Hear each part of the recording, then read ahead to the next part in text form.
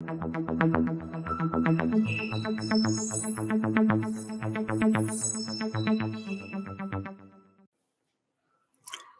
we are live. Welcome to another episode of the New York Information Security Meetup. And I have the great pleasure to introduce Greg Scansy, who's the Chief Technical Officer for Blueshift Cyber. How are you, Greg? It's cold, but I'm good. I love your background, and it's not virtual. You travel a lot around the country, and I absolutely love it. And you also have unbelievable background. You've done so much in your career. So why don't we start to set the stage in terms of who you are, Sure. how you got into cybersecurity, and advanced in your career, and got to even train folks in NASA, which is unbelievable.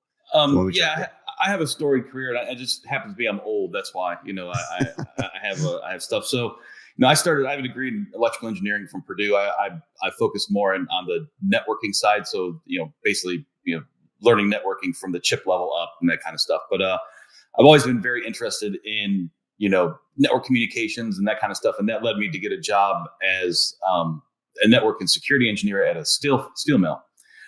Actually, not too far from it. It was a place called Bethlehem Steel. But it gave me a lot of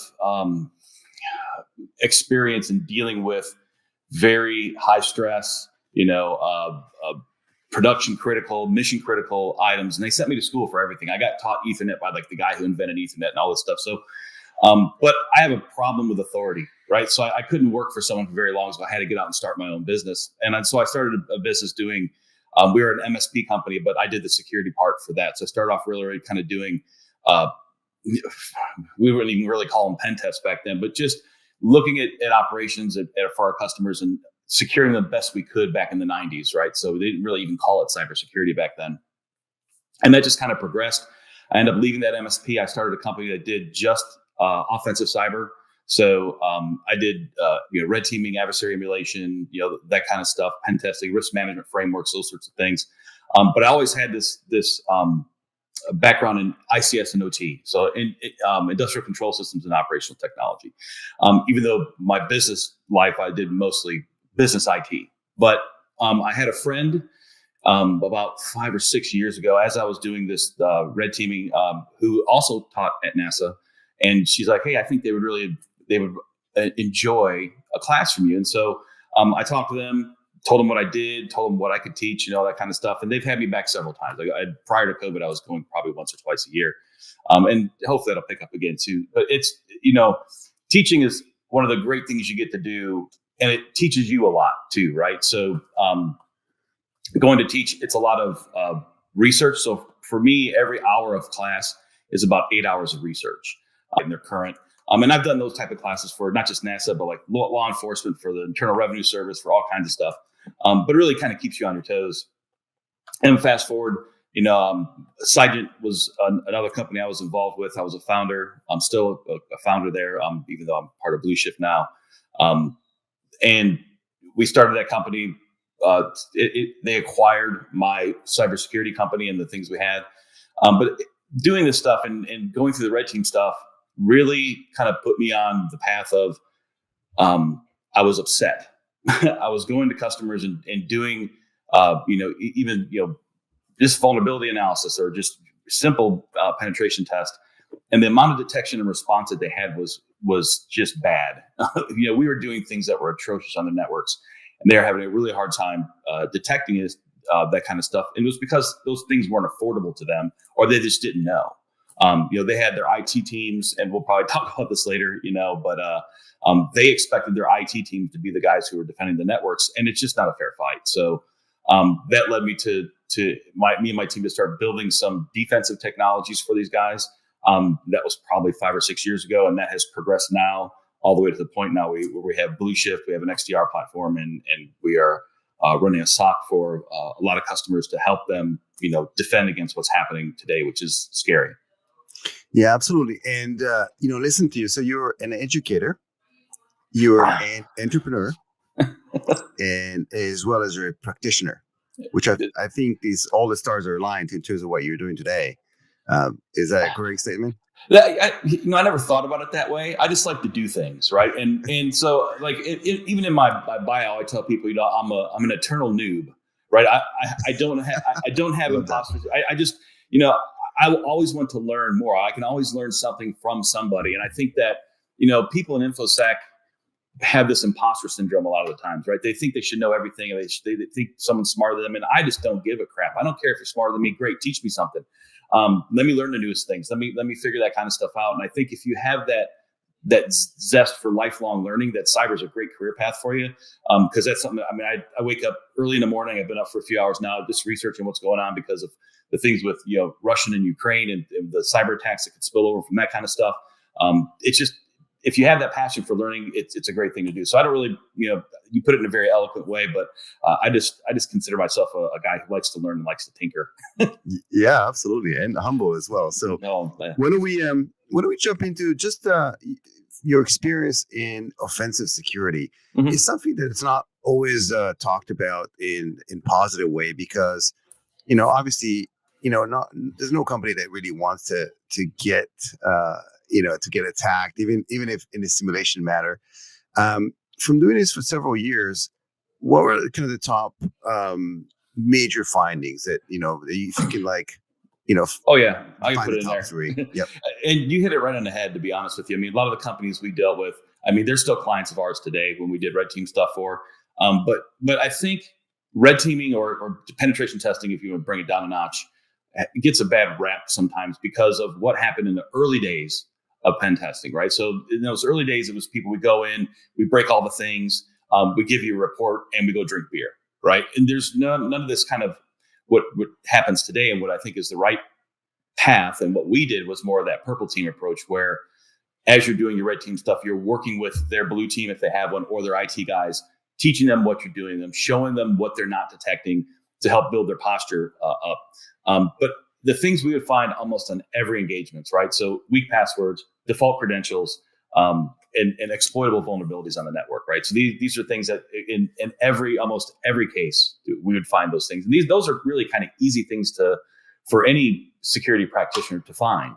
But what the problem that happens, especially with IT departments, and again, I'll probably get into this a little bit later on too, but realize the scope of what IT guys do.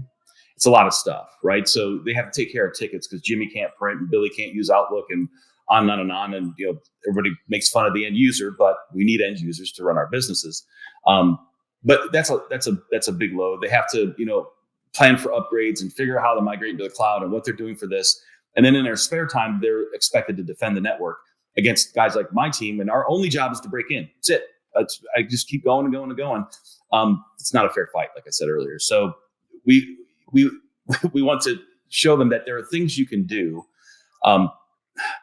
Attackers are lazy, right? So whether they're penetration testers or they're a real adversary, they're a lazy bunch. They're going to take the shortest path, the easiest path to get to what they want to do. And if you're going to leave those easy things around for them to take advantage of, they're absolutely going to do that. What you need to do is make their job harder, not make it easy for them, frustrate them, make it hard for them, increase the cost of the attack, so they'll basically go somewhere else. But people, that's those 3 things we would find almost on every engagement. Yeah, and a lot of times some of these engagements go wrong.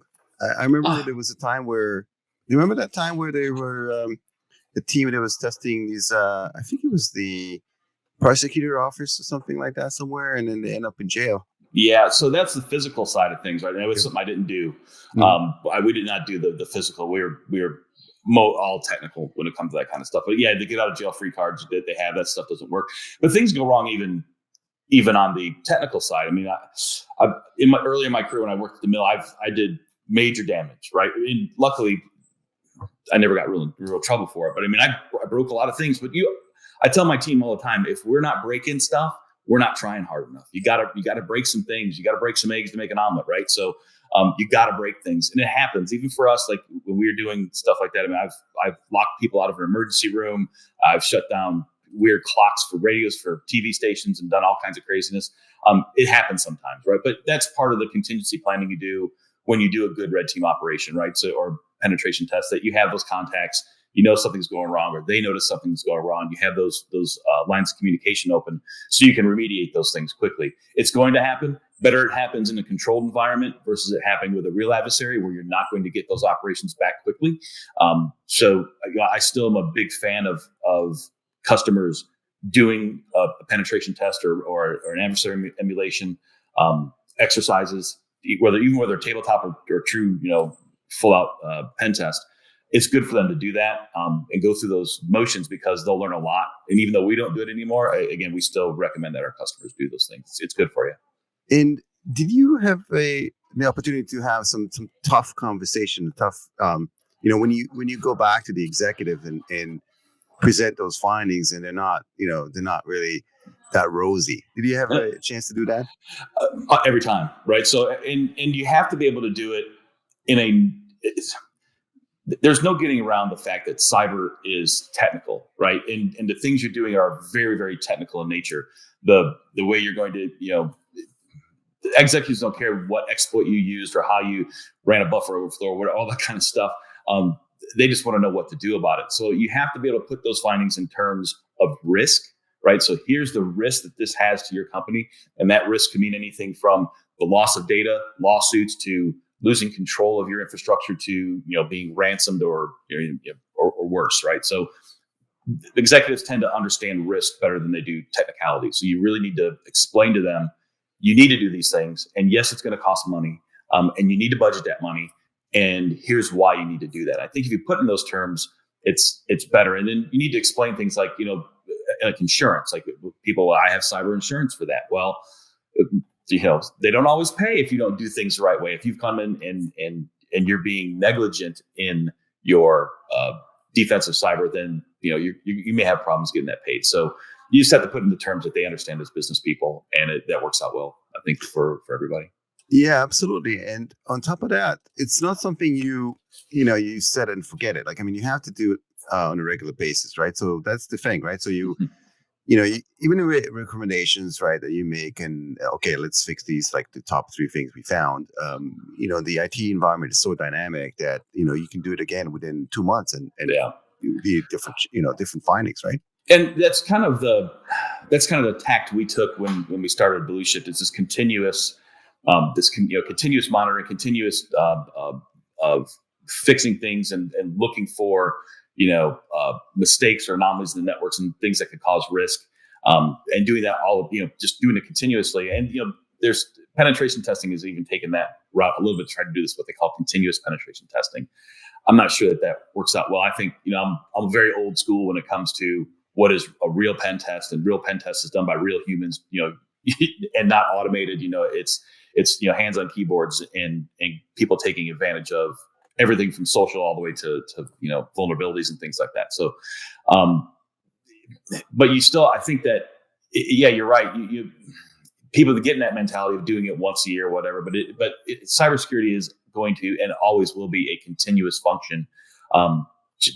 There's no way around it. Things change. They change daily. They change to the minute. It's just the way this is the nature of the beast, and we don't know what's going to happen tomorrow. And so you have to be, we call it quick reaction capability, but you have to have that capability to be able to react to things very, very quickly, make changes for the better, or you're gonna fall victim to one of these adversaries, because there's too many of them out there for us to deal with.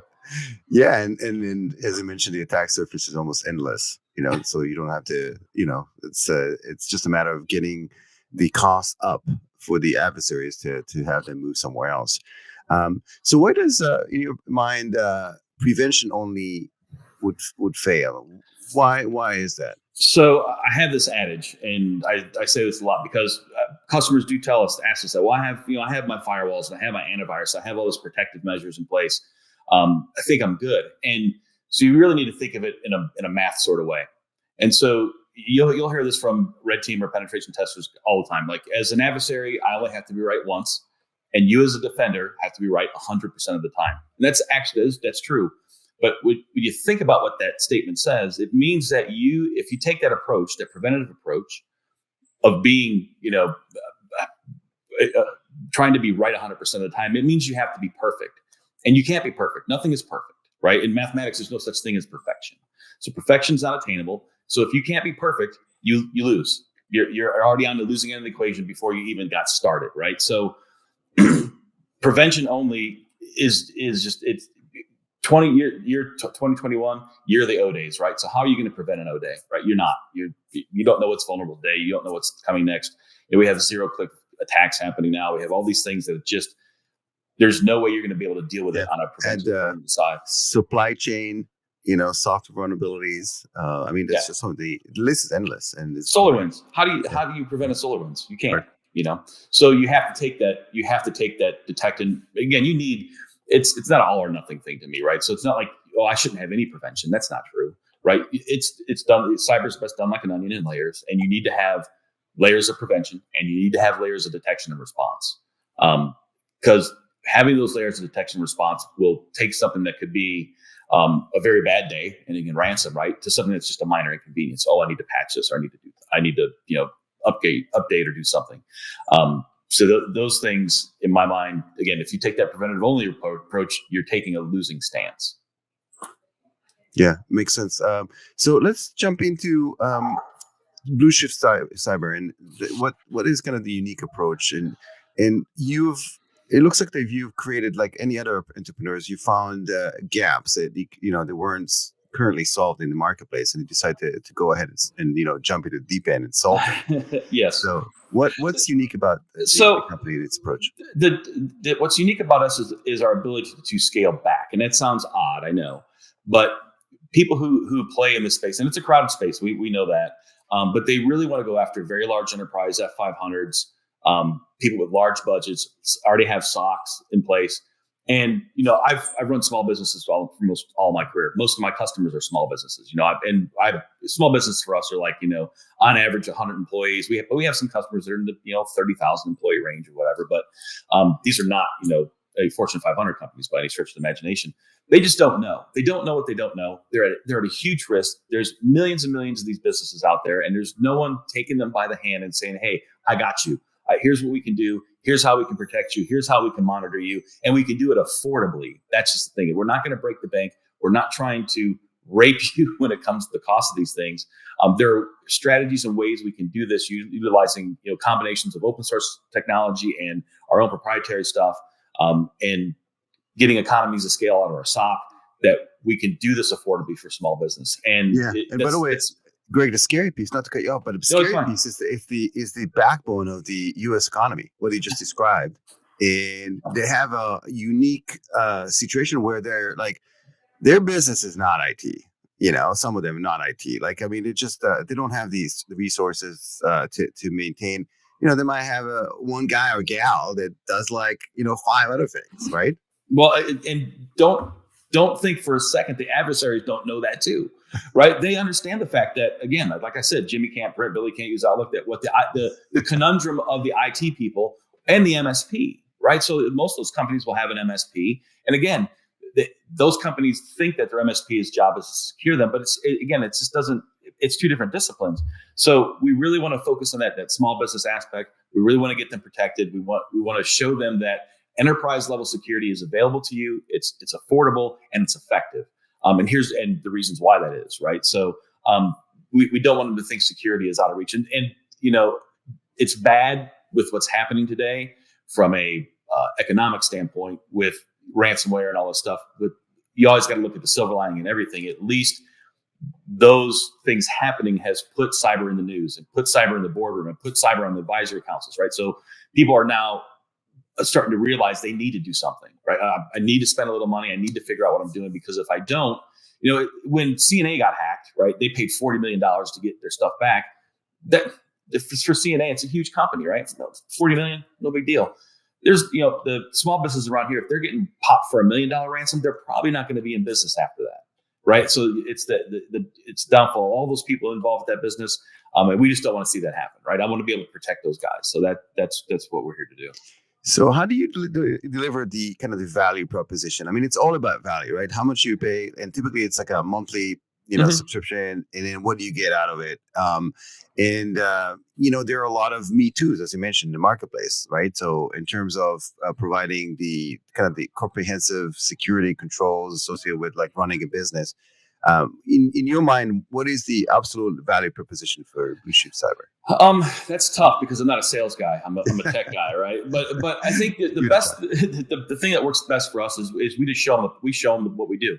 Like I have a very short presentation I give them. I basically dive in and just show them the platform and show them what we collect, right? How we do our thing, and that seems to they get it, right? They understand. They start to understand, like, hey, yes, I need something like this. And when they see the price, again, we are very, very aggressively priced. It's usually less. It's usually half or a little bit more than half of what they've been quoted by other companies. And they go, okay, I can't afford not to do this now, right? So it makes fiscal sense, along with the risk reduction they get out of the platform. So they all know they have to do something now. It's not a matter of, there's not a small business owner out there now does not have cyber on the brain, and so it's just a good time. It's a good time, and I'm glad because they need it. Yeah, and by the way, Greg, you're doing a great job. This conversation is completely unscripted, so any question I ask, whether it's you managed to answer quite well. So I don't work well with scripts. If you had a script in front of me, I'd be stumbling and falling. No, I can't lie. I ask my wife. I wear my kind of heart on my sleeve, so it just makes it easier just to flow like that. Yeah, absolutely. Do you have any success stories you can share of folks that have turned on the kind of the service and found something all the time? Yeah, okay. Every day. I mean, it's the cool thing, the unique thing about our platform, and not I don't want to say it's unique, but coming from the offensive side, we understand the things that cause data breaches, right? So, and whether that's again, weak credentials or default credentials being out there, externally facing services, right? So servers that are flat out on the internet that people just forget about. And this happened. We had a very large manufacturing company. We put our platform on, and immediately those things just stick out like a sore thumb. And our SOC guys are like, "What is this machine?"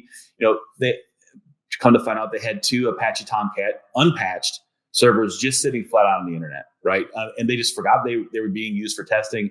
They just forgot about them, right? They're like, "Oh, we were going to decommission those a year ago." I'm like, "That's a breach waiting to happen right there." And they basically get that for free. We offer what's called a proof of concept for most companies, and we find a lot of stuff. We find these misconfigurations that happen because that's what people don't realize. We work with a lot of the defense industrial base. I still have a security clearance and things like that. But when working with those guys, give me 1 second here. I'm going to get this train of thought. I want to make sure I get this right. When they put things in, they really need to realize that there's risk involved. They want to talk about insider threat is what I want to get at. I'm sorry, the word just slipped my mind for a second.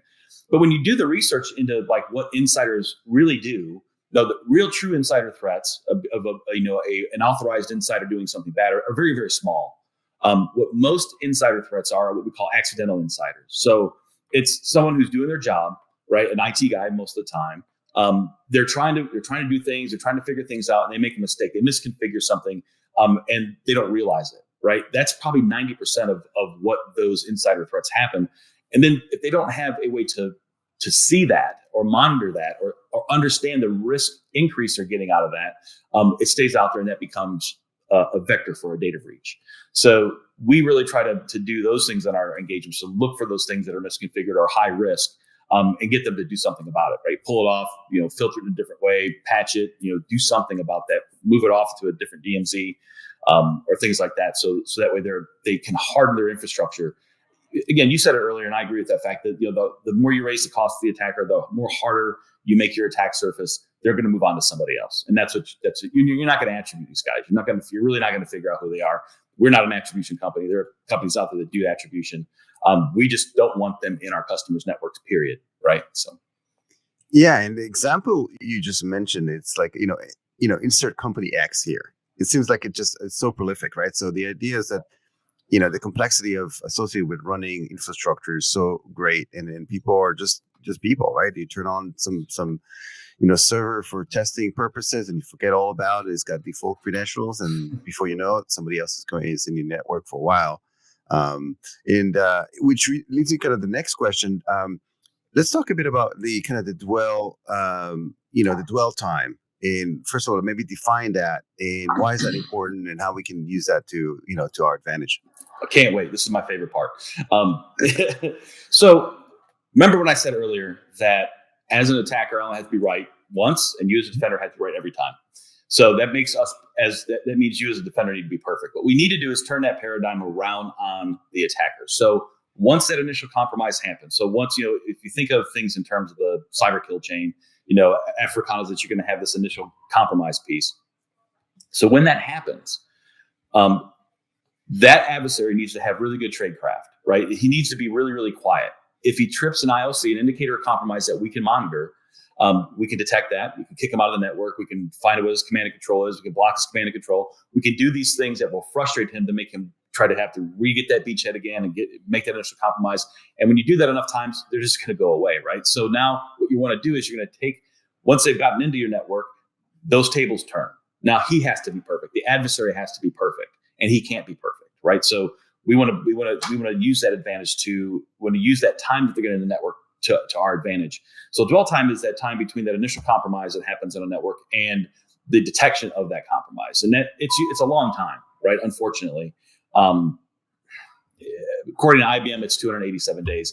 That's a huge amount of time, right? Like if you have an adversary in your network for 287 days, active adversary, you need to buy new infrastructure. But it really just comes to the point of there's different groups doing different things, right? There's a group that's doing that initial compromise. They're going to sell that access to somebody else who's going to do the ransomware. They're going to buy the ransomware as a service, those sorts of things. But that whole time that they're in the network till you detect them, and usually that detection is a call from the FBI or a ransom note on your screen, right? That's the detection mechanism they have. That's our time to shine. That's our time to be able to detect and frustrate and do those things. And if you put enough if you're monitoring enough indicators of compromise in your network, you can detect them relatively quickly. So you can take things from that 287 days and take it down to a minute or an hour or even a day. If you can detect and respond to things that quickly, things that would end up being a very bad day, as in my business is shut down because I'm ransomed, turn into a minor inconvenience, right? Oh, I need to patch the server. I need to change this password. I need to change a configuration or whatever the case may be. But it's not a huge expense, and it's not business ending. It's just a minor inconvenience. So that's why dwell time is so important. If you can use that time that the adversaries are on your network to your advantage, to detect and respond to that intrusion very, very quickly. And we need to do that. That's what we do. And part of the kind of the secret sauce is that you provide the kind of the extended prevention, detection and response, right? So what's the difference between that and traditional EDRs? Look, doesn't matter. Perfect. Well, and that's the XDR is a marketing thing in my mind, yes. Right? So it really is. But what it comes down to is having extended visibility across everywhere you can get data, right? So cyber is a data problem. Defensive cyber to me is a data problem. You need to collect a lot of data, and there's no glory. There's nothing special about collecting data. Everybody has what they think is special. It's not special. Collect your logs, collect your data, collect all this. Traditional EDR endpoint, right? So EDR endpoint detection and response. It's a piece of software, very effective. We still work with EDR vendors, but it's software that meant to go onto an endpoint, a workstation, a server, or things like that, and detect things on that endpoint. Very, very effective. But there's misses. There's misses there, right? What are you doing with the cloud? Are you monitoring your cloud environments? What are you doing with equipment you can't put an EDR agent on? ICS and OT is one of those things, right? So industrial control systems, operational technology, IoT. You're not putting EDR agents on all that equipment. You're not putting EDR agents on your network switches or your printers, and all those things can be used in various ways during a red team operation to do things. So what we do is we want to extend our visibility to everywhere we can. We want to go old school, right? We want to collect packet data where we can collect packet data. I'm a packet junkie. I love Wireshark. I love TCP/IP. I should probably have the OSI model tattooed on my chest here.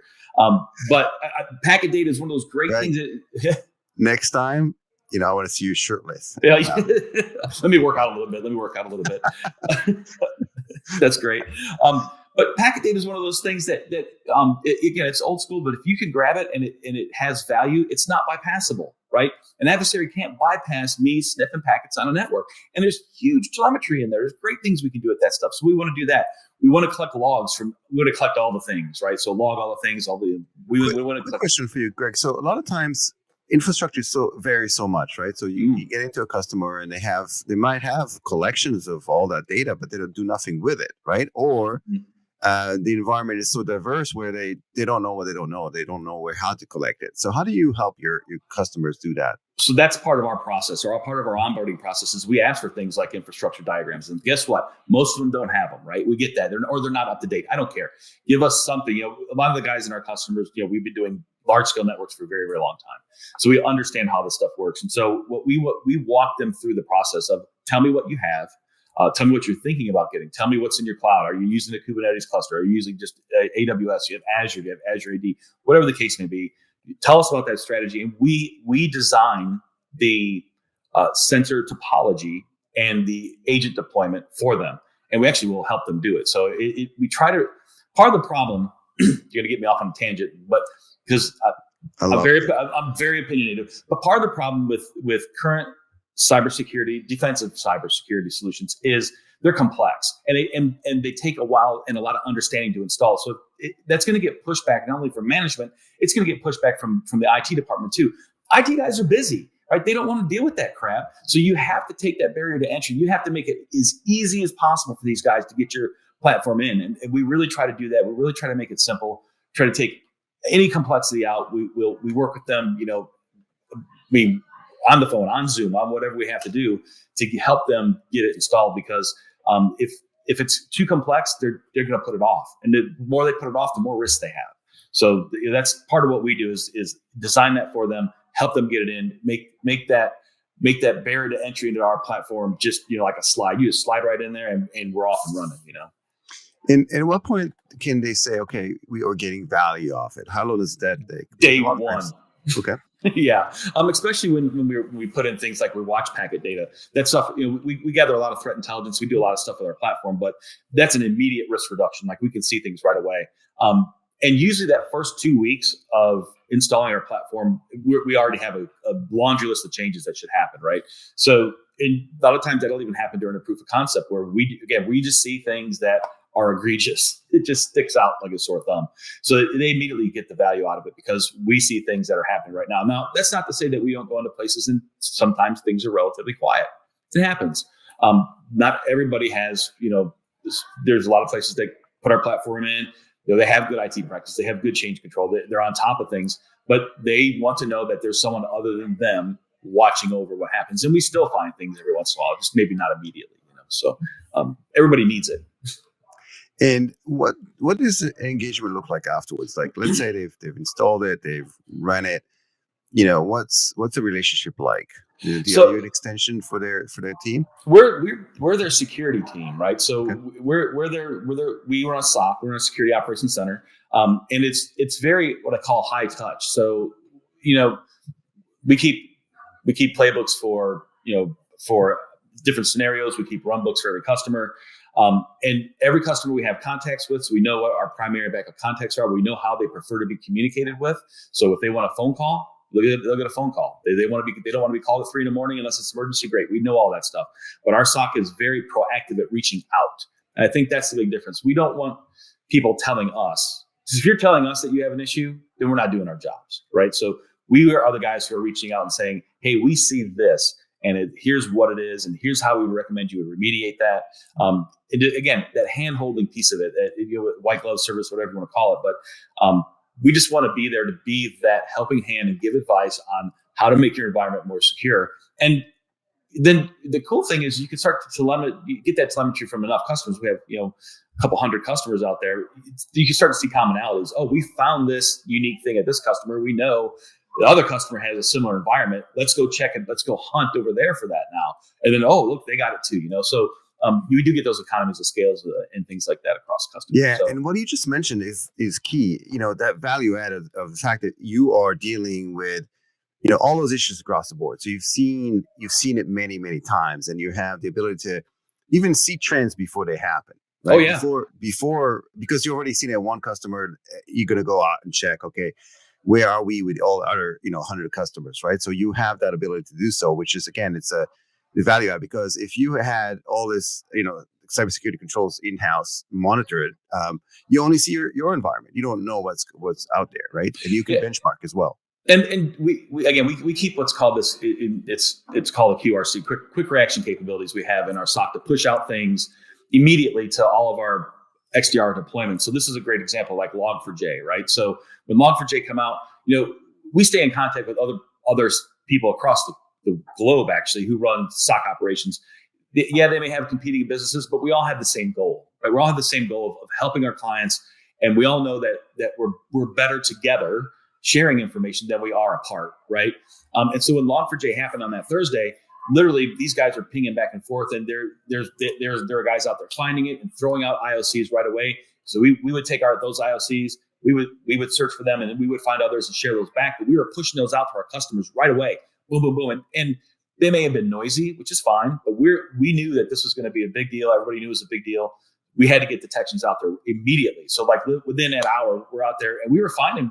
We found, some vulnerable stuff. We found one customer that we thought that they had an active exploit going on right now, but it comes to find out they have their own in-house security researcher. So he was doing things that were just kind of looked like it was Log4j, but they were still appreciative. It's like, oh, we didn't know, we didn't know that he was doing that, and so that's fine. It was good. It was not an exploit, but we were still on top of that monitoring. And I think that kind of stuff is important, especially when things like that happen. And that's not going to be the last one. That it's not. There's going to be more of those coming down the road.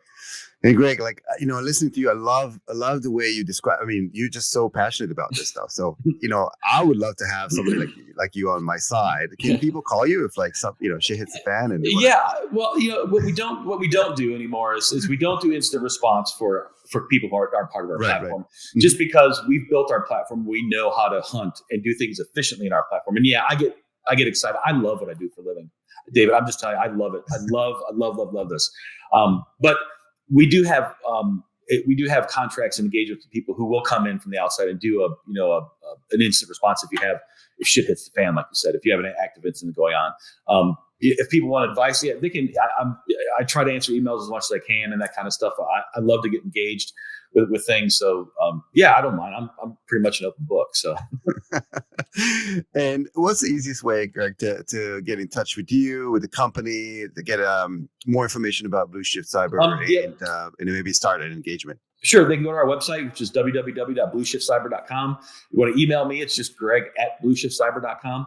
I'm happy to answer emails and things like that. But we just got a new website up. I'm pretty excited. I mean, I have no artistic ability. I draw stick figures. So, we have a great team. Blueshift has a really great team of guys, both from the sales side who are really engaged, because I can't do that stuff. They just schedule calls for me, but on the marketing side, we have good people. We just have a really good group of guys around us. So, and we're growing too. We're hiring. So, check, send the emails. I'm always looking to hire good people, passionate people, who want to work in cyber. So. That was awesome, Greg. Thank you very much. Much appreciated. Thanks for taking the time to chat with me today. Anytime. Thanks for all those who joined. And I'll see you in the next episode. And in the meantime, stay safe online and offline as well. Take care. Thank you again. Thank you. Bye-bye.